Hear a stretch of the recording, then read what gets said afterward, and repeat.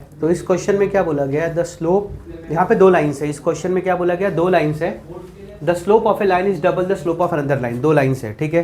दोनों अपने एक दूसरे को ना इंटरसेक्ट भी कर रहे हैं, ये देखो ये एक लाइन है और ये एक लाइन है सपोज, ठीक है। तो इस लाइन का जो स्लोप है इस लाइन के स्लोप को डबल है। There are two lines, suppose L1 and L2 are two lines. Diagram का कोई ज़रूरत नहीं, सिर्फ आपको समझाने के लिए मैंने ये डायग्राम बनाया है।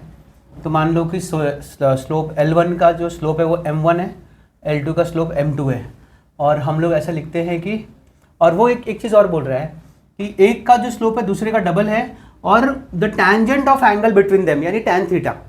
टैंजेंट ऑफ एंगल का मतलब क्या होता है, tan थीटा इज 1/3।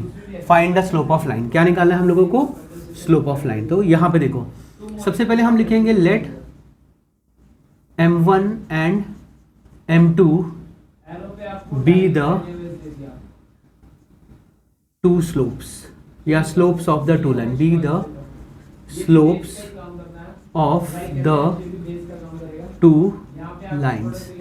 तो m1 और m2 क्या हो गया, स्लोप ऑफ टू लाइन हो गया। बट उन दोनों में एक रिलेशन है, वो क्या बोल रहा है कि एक जो स्लोप है ना m1 जो है ना वो क्या है 2 टाइम्स ऑफ m2 है। क्या है वो, 2 टाइम्स ऑफ m2 है। अब हम लोग यहाँ पर क्या लिखेंगे, हमें ये पता है कि ये देखो, एक तो ये फॉर्मूला पता है tan theta is equal to, आपको ये पता होगा, m1 minus m2 upon 1 plus m1 into m2, अगर वो दो स्लोप है। समझ रहे हो क्या? हम लोग यहाँ पे भी लिख सकते हैं कि जो एक स्लोप है ना वो दूसरे का 2 टाइम्स है, m1 is equal to 2 times of m2, ऐसा समझ लो आप, यही समझ लो जो लिखा है मैंने, ठीक है। तो हम यहाँ पर क्या लिखेंगे पता है क्या, tan थीटा हमें पहले से दिया गया है, tangent of angle between them is, तो tan थीटा क्या दिया गया है मुझे 1/3, ठीक है। m1 क्या दिया गया है मुझे, m1 क्या दिया गया है 2m2 minus m2 upon 1 plus 2m2 into m2। मेरे बात समझ रहे हो? तो यहाँ पर क्या आ जाएगा 1/3 is equal to 2m2 minus m2, सिर्फ m2, 1 प्लस ये आ जाएगा 2m2 का स्क्वायर। समझ में आया? अगर मैं इसको क्रॉस मल्टीप्लाई करूँ ये वहाँ पे चला जाएगा 1 प्लस 2m2 स्क्वायर, और ये यहाँ पर आ जाएगा 3m2, ठीक है। मैं क्या करता हूँ, इसको एक क्वाड्रेटिक बना देता हूँ, 2m2 square minus 3m2 plus 1 is equal to 0।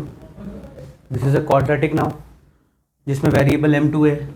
2 1 जा multiplying I should get 2 and adding I should get 3, so 2 और 1।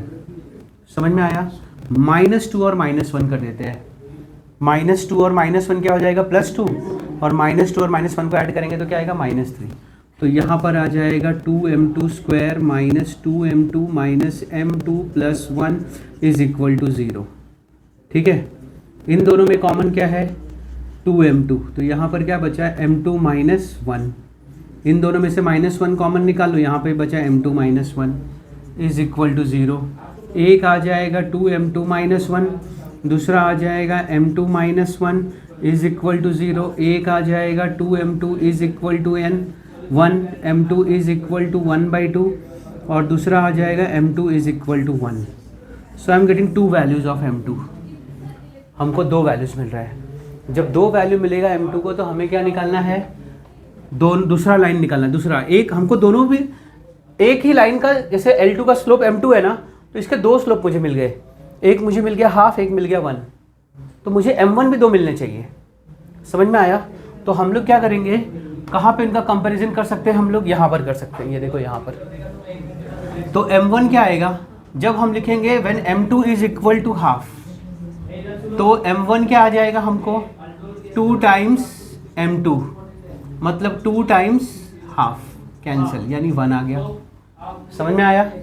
तो m1 क्या आ गया हाफ। और अगर मैंने दूसरे time when m2 is equal to 1, तो वहाँ पर हम लिखेंगे m1 is equal to 2 times 1, यानी m1 इज इक्वल टू 2।